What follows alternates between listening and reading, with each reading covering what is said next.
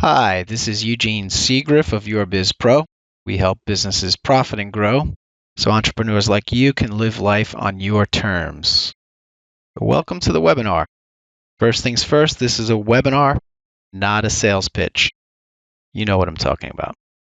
Yes, you are welcomed and encouraged to work with us going forward. You can see our products and services by clicking on the link below this video or visiting the site later on. We value you. We respect your intelligence, and we price our products and services as aggressively as practical. As you may know, we've delivered over $3 billion in net sales. We've worked with dozens of companies, analyzed tactics and results of hundreds more, and we'll sure you agree there's no reason to pump up the value of our offers and then show you what a great deal you'll get by acting now. You're not going to get this, this is a $15,000 value and you can get it now for $19.97 if you act now. You get a great deal from us all the time. So let's go through a quick background and introduction. Then we'll give you a review of the 6 steps for business success, which are define where and how you'll compete, make sure you can make money, get the product made right, tell your story effectively, get the product sold, and set up the business for growth in your desired lifestyle. After that, actually we'll answer the questions that customers like you have sent in as we go along. Okay, so let's get started. One of my mentors is Peter Voogd, and he suggested that I use my experience to help entrepreneurs succeed. Since we are now in the entrepreneur economy, I believe it's essential that people take control and responsibility for their income streams. In my opinion, in the not-so-distant future, being an entrepreneur will be one of the few ways to make a nice living. So, we're going to take 6 steps to success, but it's a lot of work. Therefore, you need to know your reasons why, because that's what's going to carry you through. Is it more time and money? Is it travel and experiences? Is it lifestyle? Is it giving back? Your why needs to be big enough to carry you through. Spend a little time figuring that out. So here's an uncomfortable fact. A new business has only a 30% chance of survival. 70% fail. This isn't theory or assumption. This is fact. It's not because of lack of talent or hard work or a great idea. It's because they didn't really understand enough about the market, pricing, suppliers, or the financial aspects of the business. And they did not have a roadmap explaining what you need to do and what you need to watch out for. That's why 90% of franchises succeed. They have a roadmap and a corporation did the research and the testing. If that's true and you're following along, that means that you have a 3% chance of your business succeeding. Unfortunately, smart as you are, figuring it out on your own is fatal to most businesses. And that's not okay. And that's why we're here. Here's the thing. Job security, pensions, all that thing of the past. We're in the entrepreneur economy now. Today, you need to make your own success. Now, some venture capitalists may be okay with 7 out of 10 of their investments failing, but it's not okay with me. When you go through the hard work, you start up a business, you didn't start it to fail, did you?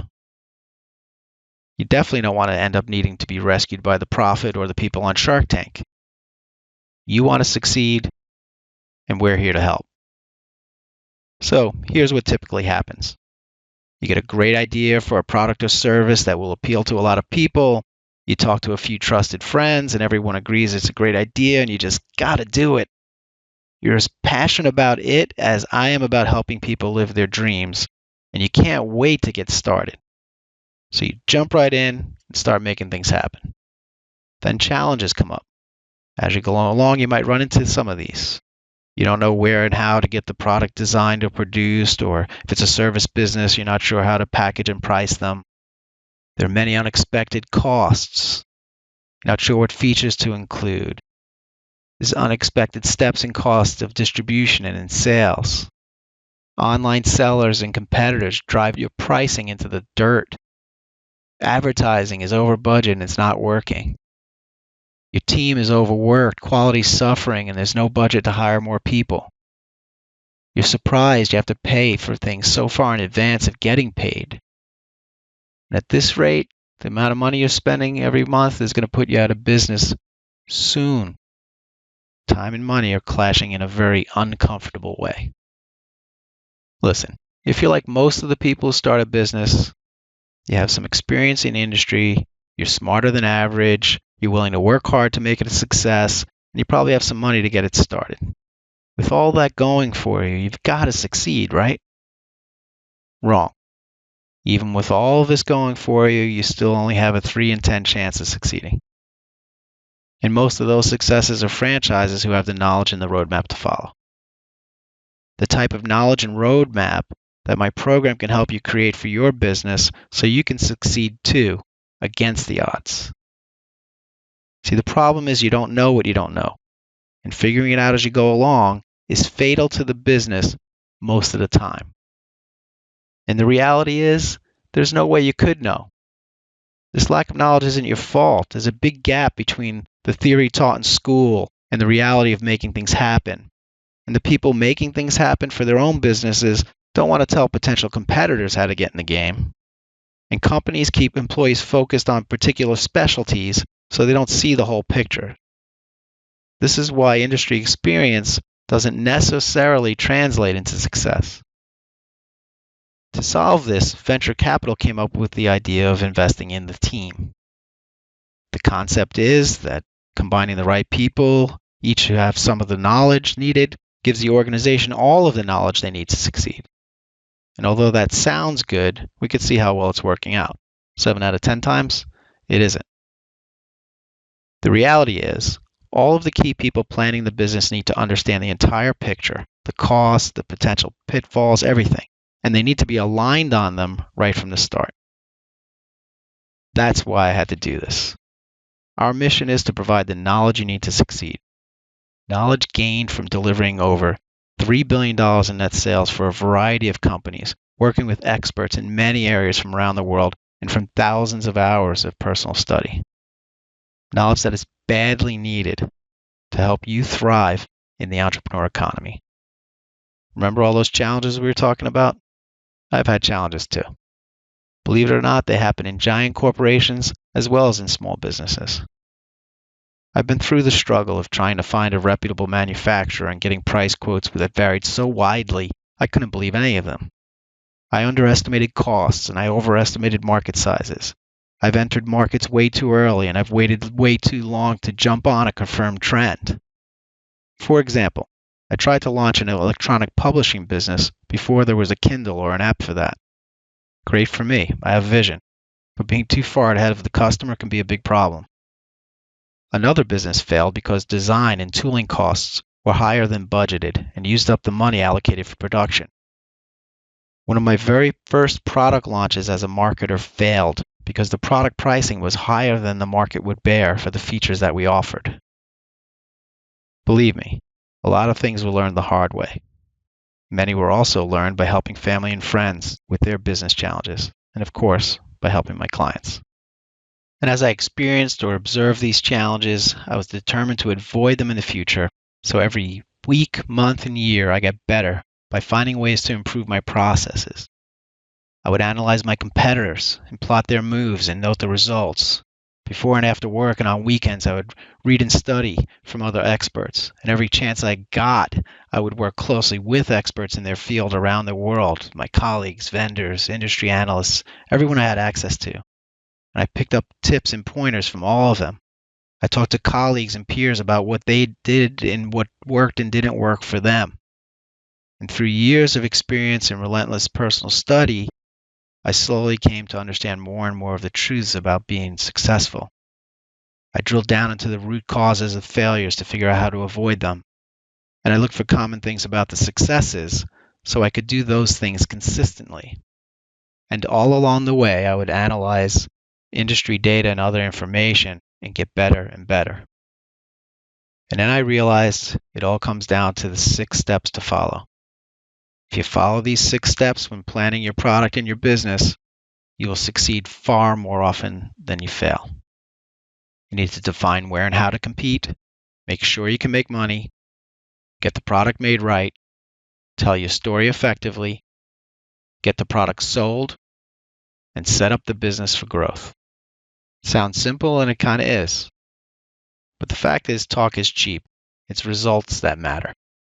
Using these 6 steps, I helped a mid-sized company generate 11% growth in sales and 14% in profit year over year, reversing a steep decline. I led a mature category at a large multinational to 42% growth in 2.5 years. Before that, I led a newer category at that same company to an astounding 1,200% growth in 3 years. After that, a friend of mine suggested they should put a statue of me outside the building. Before that, I drove $240 million in business development for another multinational. And that was when my system first started coming together, and the refinements I continued to make are what fueled the massive success that followed. Listen, just to put those results in perspective, my results at Samsung were so strong, so consistently, that during my last year there, they flew the marketing directors from Europe, Asia, Central, and South America to New Jersey so I could run workshops for them, sharing my tactics and strategies. Of course, I set up the workshops so I could also learn everything I possibly could from them as well, which is all the better for you and me. I was also honored by being asked to train Panasonic product planners and designers throughout Japan on user interface best practices. Great project. Here are some examples of new entrepreneurs getting results with these methods.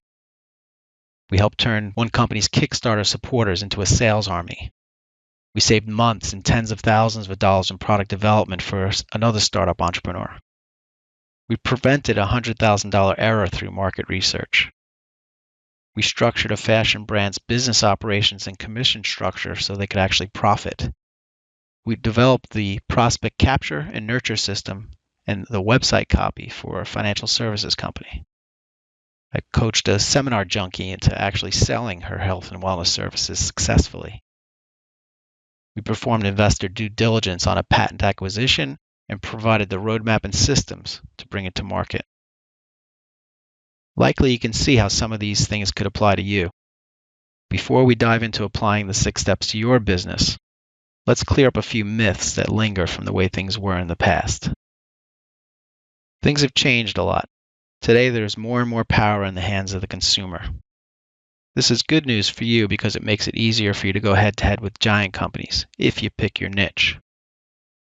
Back in the day, people would say, the broader your appeal, the more sales you'll have. The reality is, the better your product meets the needs of a specific niche, the more it will sell. And let's face it, no one can afford to market to everybody. People used to think that the most features at the lowest price always wins. Reality is, the most relevant story to the target market wins. People used to believe that the more places their product was available, the more units they would sell. Today's reality, given the internet and price competition, is overdistribution causes price competition among the sellers, and no one will work very hard to sell a product that they can't make money on. Oh, we'll make money when we get bigger. We don't need to make money at the beginning. As we grow and scale, that's how we'll get profitable. The reality is you'll never be profitable and you can't grow quickly if you don't plan properly from the start. In fact, 70% of the time, you'll go out of business. Not fun. This is one of my favorites. You can't systematize a creative function or service. The reality is that anything you do more than once requires a system or a process for your business to grow profitably. In fact, it's also required for you to deliver it with any level of quality. The key is to plan properly from the start. You need to follow these 6 key steps to success, and that will help you prepare your business to survive and thrive. The steps need to be done in order. First and foremost, you need to define where and how you're going to compete. Then you need to start planning and estimating your costs and making sure you can make money. And as you go through the subsequent steps, you need to be sure to compare your actual costs to your forecast and keep refining your plan to make sure you're going to be able to make money. Now, the blueprint covers a lot, and we're also going to answer many of the questions you sent in before the seminar. If you need more than that, we have the BizPro network, the full multimedia program, and group coaching programs. We're trying to do everything we can to help you succeed. The important thing is, here are your 6 steps. Go through them in order. Define where and how to compete. Make sure you can make money. get the product made right. Once you've got your price quotes, you want to backtrack and make sure you can make money. Once you figure out how to tell your story effectively and where you're going to tell the story, you want to double check, are you still going to be making money? Once you've figured out your sales channel, you still want to backtrack and make sure, can you make money? And last but not least, as you systematize and automate your business, that'll help increase your profit and jack up your lifestyle. So first things first, you want to define where and how you're going to compete. You got to answer these 4 questions. What problem do you solve? For which specific group of people? And why should they pay you for your solution instead of the thousands of other options that they have? Now, seriously, if you're not willing to do your homework and can't find a way to be competitive, don't get in the game. You need to narrowly define your customer, and you need to describe the problem you're solving for them in their words. You got to know your competition, and you got to understand if the market is big enough. Think of it this way. A featherweight boxer wouldn't want to sign up for a fight with a heavyweight mixed martial artist. Not doing your homework is asking for a financial beating. So one of the most common questions from the emails is, well, how do you do this research? Let's get into that. Estimating market size sometimes is as simple as typing the product type and industry name into Google with the words market size and copying down the information that you got. There are often industry data out there. There are often financial analysts covering a particular sector. Okay, so lots of places to get the information. You want to get the overall market size, and then you want to drill into the relative market shares of the biggest brands in the space. Then you want to start digging into more detail. Now here you may need to go to the individual brands' websites and their annual reports. If they're a public company, you want to look at anything industry analysts are saying out there. That sometimes helps. You can find that in like Yahoo Finance. You want to get information. Sometimes the about us of a brand's website, they'll do some bragging there, right? So or in their press releases. Lots of places to go scouring for information. In our actual online program, we have a list of a bunch of places where you can get information about different markets. So you want to capture the information, right? How many models does each brand sell? What's the lowest price point they have? What's the highest price point they have? What's their total dollar and unit amounts in these categories? What's their estimated market shares? You want to understand from a broad point of view who the players are and where they're competing. That will help you decide where you should be competing. Then you want to look into where the product's available, the retail landscape or distributors in a B2B space. And again, you want to be looking at the number of models that each retailer is carrying and what's the lowest price point and what's the highest price point, and try to get a feel for the number of models that are actually stocked in stores. Okay, the SKUs that are available for in-store pickup. Okay, those are the most competitive SKUs. They've gotten through the buyer and gotten onto the floor. So you'll need this information and more when you get your shot to pitch one of these major national or regional retailers. Another common question was, how do I do the product comparison? Well, you compare your product in detail to the competitive bestsellers in your price band. Now, you also want to be aware of strong products in price bands above and below yours as well. This kind of analysis, feature by feature, in your price band and slightly above and slightly below, will tell you where you are strong and where you're weak. Now, since you're going to do this before you finalize the product, you can then make sure you're strong in the areas that are most important to your target customers. And remember, in a service business, the services you offer are the product. How you deliver them is your competitive advantage. Now, when you go meet with a retailer, you want to be sure you have all the products that are on their floor in a comparison table like this one. All right, step 2, you got to make sure you can make money.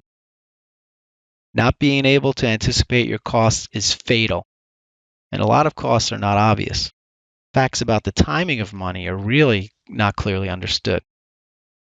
There are a million ways to die in a business, and most of them have to do with money. So in addition to keeping your overhead low and controlling costs, you need to uncover and anticipate costs you may not be aware of. For example, you may not know your product needs some certifications or needs to be packed in a master carton and onto a pallet, and the costs associated with selling to a retailer. How would you? Yet failing to anticipate and limit costs is fatal. That's why we're here, to help provide the knowledge you need to succeed. All right, you should remember this from the blueprint. Quick and dirty way to estimate your profit potential. What's your target retail price? Divide that by 2 to estimate your invoice price. Assume you're working with retailers or resellers, then you multiply the invoice price by about 0.8 to cover for other channel costs, and that's a rough estimate of your net sales. Multiply your net sales per unit by the number of units you expect to sell, and you get your total net sales. Now, all of your expenses and costs need to be paid from this amount, and any remainder is your gross profit before taxes. Okay, so you got your cost of goods sold, your non-recurring engineering costs, your overhead, your distribution costs. You subtract all that from your net sales to get your gross profit. Now, one question that we got was, if I'm selling directly to my customers online, what's my invoice cost? The answer is it's the same as your retail price. So you can make a lot of profit selling direct online if you market aggressively. But be careful about shipping costs. If you're giving away free shipping, that could eat away all your margin and then some. Okay, it depends on the cost it takes to pack, pick, and ship your product and get it to the customer. So the next question was, well, what are some of these hidden costs that a new person may not be aware of? So that's a great question. In terms of NRE, non-recurring engineering, some of the things you may not be aware of is you might want to have tools that help speed up the assembly or make it possible to check for quality on the product line. You might need multiple prototypes till you get it right. Now, where possible, you want to prototype using 3D printing before investing in tooling. That's a big time and money saver. Plus, if it can be 3D printed, it can be injection molded. So that's a good test. In cost of goods, you got things like a master carton. You need to pack the master carton, you need to put a label on it. You need to stack your master cartons on a pallet and wrap it up and label that. You need UPC codes and labels on every product and actually on your pallets. In sales, you might have to consider commissions and spiffs and retailer programs and logistics compliance fees. Always know and negotiate the program before you negotiate the product price with a retailer or a distributor. And we'll get into that more when we cover getting the product sold. In marketing, agencies typically mark up the media they buy for you by up to 20%. Good to know. The rate card price for media is negotiable. And my rule of thumb there is when you're negotiating media, if you're not embarrassed to make the offer, it's probably too high. Now, most of the money spent on SEO is wasted. If you're writing your copy properly in the first place and you're putting your metadata in your website and you've submitted it to the search engines, you're done with SEO. Move on. In distribution, the more goods you can put in a single shipment, the lower the cost per unit. Using a distributor gets you access to their rates, which are lower than what you can get. In office space, in commercial space, you're responsible for all of your own utilities and a portion of the common area maintenance. This CAM is negotiable, so are most of the costs in a shared work environment. Remember, if you're not embarrassed to make the offer, it's too high. That goes for almost every area. You want your partner to be healthy and profitable, but you don't want to be taken advantage of.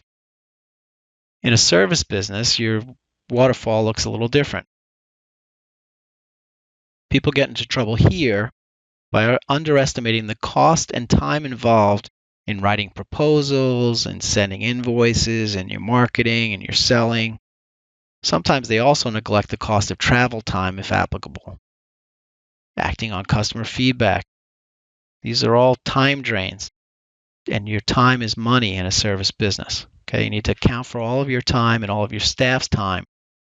Figure out where it can be tightened up by processes, which we'll talk about later, and that's how you protect your profitability. All right, so getting your product made right. First question you need to ask yourself is, should you make it? And if yes, then how? So what do I mean by that? If you can't make money, you shouldn't be making the product. That doesn't mean that a larger, more established company couldn't make money with your idea. They have most of their overhead covered. They have the leverage of scale. So they may be able to make money with it, and you can license the idea to them. But if you're going to go forward, well, then you got to figure out how do you get your product made. And that's what we'll talk a little bit about now. This was a very common question. So the first step is a working mock-up with a circuit design if it's electronic and any necessary software. Now, the key is to use commercially available parts and software development kits wherever possible. Okay, next comes industrial design. 3D printing is the best thing that ever happened. Personally, I prefer to use designers, but there are a lot of freelancers out there, and some of them are good. If you're happy with the prototype, you want to make sure some customers are also happy. Refine it before you go tooling. If not, you keep iterating. That's why 3D printing is key. It's cheap to make a lot of these things, a couple $100.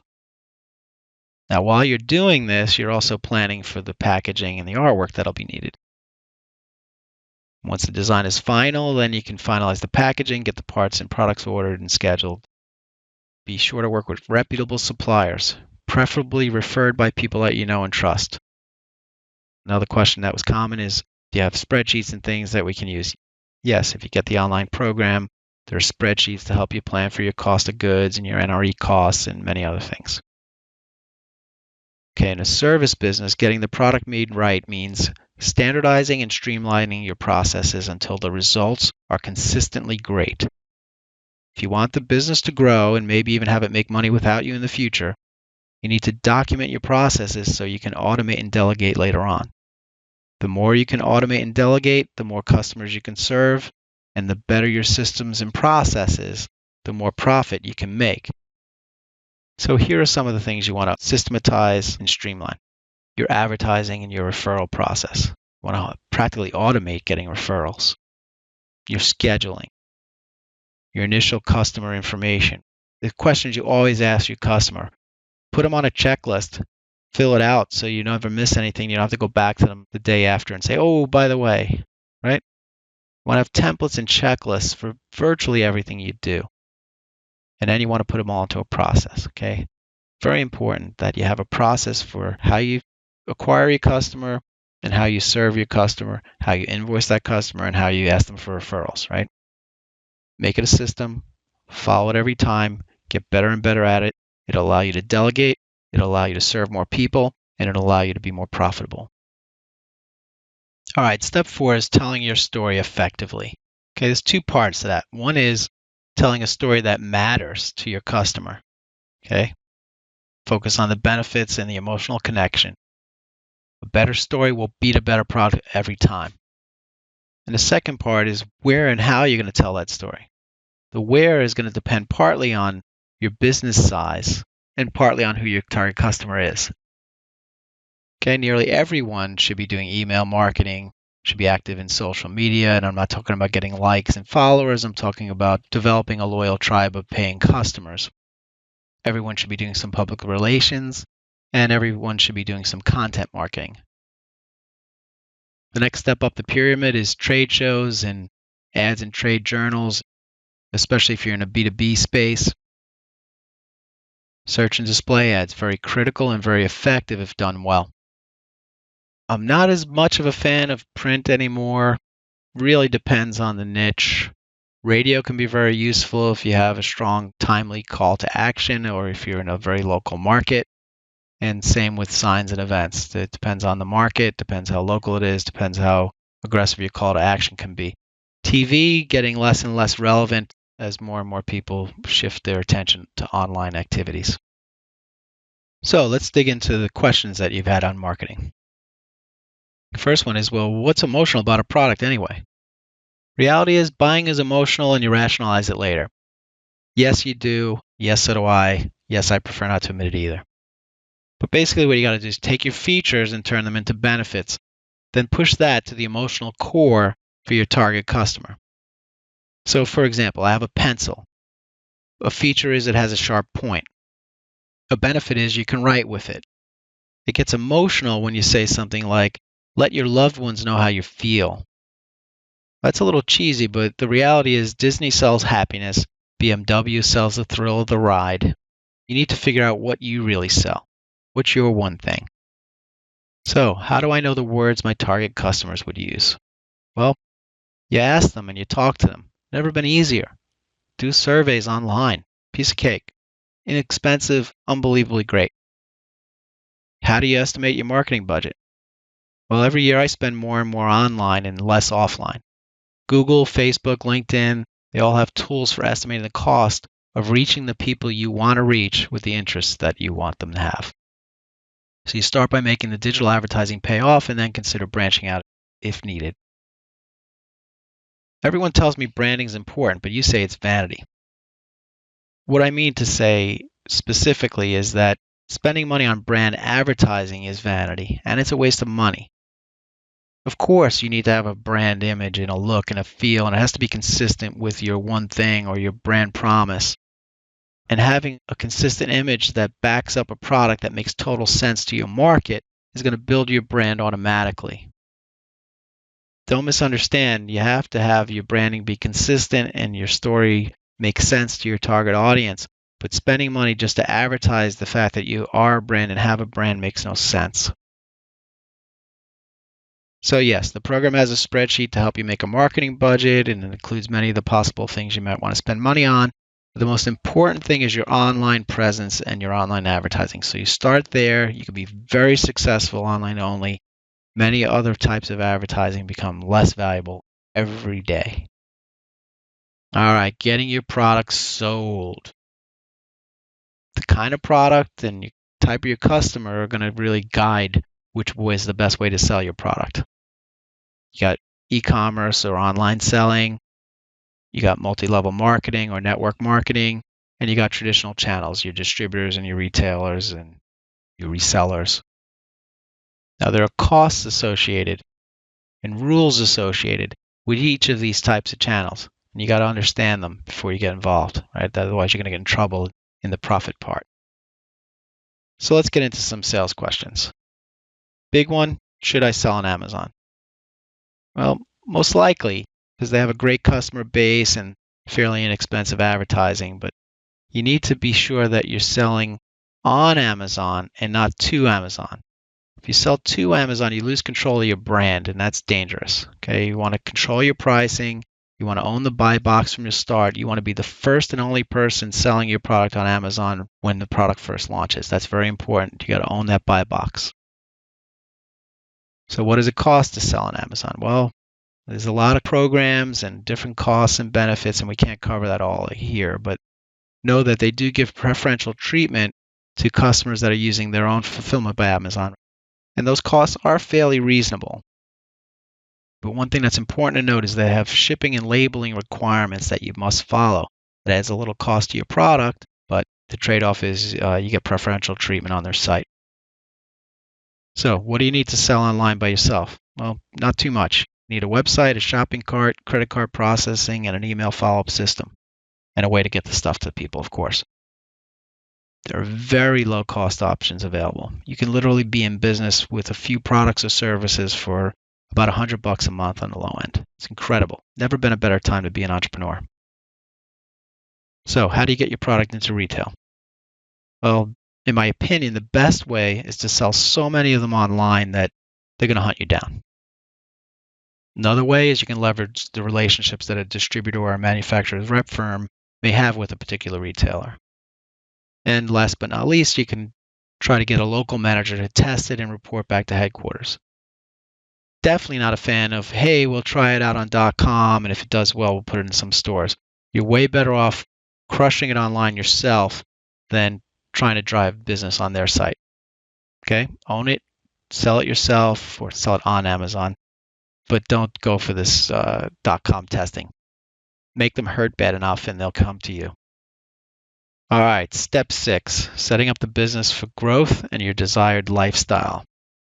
Okay, like we've been talking about, without systems, you can't delegate, you can't control quality, and you can't afford to grow. If you have to keep throwing bodies on your business to keep it running as you grow clients, you're going to fail, right? You're going to go out of business, you're going to be losing money, it's not going to be profitable, it's not going to be fun, okay? Now you got to monitor your metrics and you got to maximize your cash flow or you can't survive. So let's dig into some of the questions that you had about this. Oh, it seems like a waste of time to document every little thing. Why should I? Well, you're right. Some things take 5 minutes to do, but if you only do them once a month, it might take you 20 minutes because you have to remember how to do it. Okay, that's 3 hours a year wasted. If your time is worth $100 an hour, that's $300 to you burned. If you ever want to stop doing it all yourself, you're going to need documentation so you can delegate or outsource. Right? You got to teach somebody how to do this. A lot easier if there's a plan. A lot easier if there's a way to say, yeah, this is what it means when it's good. This is what it means when it's not good. So how do I document or systematize creative work? Well, you start with the overall process and timing, and then go back and do each task. So for example, let's say you had to put up a web page. Well, to do a web page, you need photography, you need copy, you need pricing, you need the layout, you need to code the page, you need to check that everything was done right, and there's a timing for each, right? They have to happen in a particular order. You can't put the web page up if you haven't written the copy and you don't have photos, right? And then you drill into it. All right, how can I make the photography more consistent? Do I always need the same kind of photography? If it's a physical product, do I always take the same angles? Hint, you should. Can I instruct the photographer on how I want the files named so it's easier for me to find them and select them? Right? Do I keep them all in a particular folder on my computer or in my cloud service? Lots of ways to systematize. You just got to think through it. So what metrics should I monitor and how often? Well, the basics are sales and the costs and expenses against budget, and you got to do that at least monthly. If you're a purely online business, at least every week you should be doing this, if not daily. Online advertising, you should monitor it daily. Keep track of it. That can spiral out of control really fast, and if something's not working, shut it off. So how do I estimate my cash flow timing? You got to make a timeline. I use a spreadsheet for it. I have one in the course for you to use. But you put each event from product research through getting paid for sales on it and estimate how long each step is. If you have past experience, use that to tell you, but you got to plan out this timing. And how do you estimate how much cash you're going to need to keep your business running? You use the cash flow timing and your sales estimations to forecast your inventory and overhead needs until cash is going to start coming in.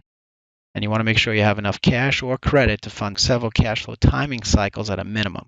Let's say you're producing product and you're producing it in Asia and you're selling it in the United States, and from the time you order it till the time it hits your warehouse, it's 4 to 6 weeks. And then it takes another 2 weeks for it to sell through, and then it takes you another 30 or 60 days to collect from the people selling it for you. You want to have several of those cycles available to you. And you want to have a little extra money in case sales start to spike and you need to increase your inventory amounts. So how do we learn more? Simple. Click the link below the video or visit our website, www.yourbizpro.com. We've got insights and strategies from 3 billion in experience and thousands of hours of study. Right? These are the kinds of things you don't learn in business school.